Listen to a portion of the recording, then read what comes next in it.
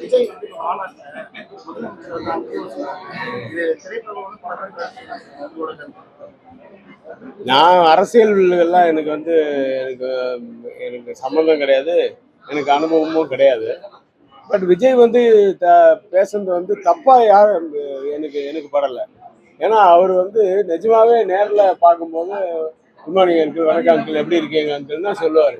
அதை வந்து இன்னைக்கு பப்ளிக்ல சொல்லியிருக்காரு. அப்படிதான் நான் பார்க்குறேன். அதுக்கு வேற மீனிங் எடுத்துக்கிட்டு வேற மாதிரி ஒரு குரூப் வந்து பேசிட்டு இருக்காங்க. அது வந்து அவங்களுக்கெல்லாம் நான் சொல்றேன், அதை விடுங்க. மற்றபடி நாட்டுக்கு என்ன நல்லதோ அதை எப்படி பண்ணணுமோ அதை பண்ணா ஓகே. அது யாரா இருந்தாலும் சரி இல்லையா. எனக்கு வந்து அவர் வந்து நானே வந்து அதே ரெட் ஜெயண்ட்டுக்கு வந்து 2 படம் பண்ணியிருக்கேன். ஆதவன் பண்ணியிருக்கேன், இது மன்மத நம்ம பண்ணியிருக்கேன். அந்த டயத்துலலாம் வந்து ஸ்டாலின் சார் வந்து அப்போ டெப்யூட்டி சிஎம்மாக இருந்தார். அவர் வந்து படம் பார்ப்பாரு. நான் நிறைய தடவை மீட் பண்ணியிருக்கேன், அவங்க வீட்டுக்கு நிறைய தடவை போயிருக்கேன். நானே வணக்கம் அங்கிள் தான் சொல்லுவேன், ஆண்டி எப்படி இருக்கீங்கன்னு தான் சொல்லுவாங்க அவங்க. அது வந்து தப்பான வார்த்தையே கிடையாது.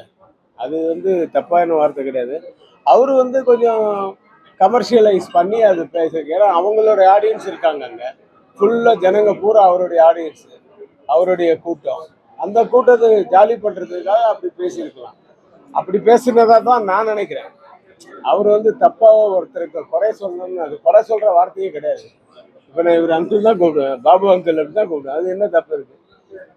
அதில் ஒன்றும் தப்பு கிடையாது. தமிழில் மாமான்னு கூப்பிட்டா வேணா ஒரு தப்பாயிடும். அப்படி அவர் கூப்பிடலையே. Thank you very much.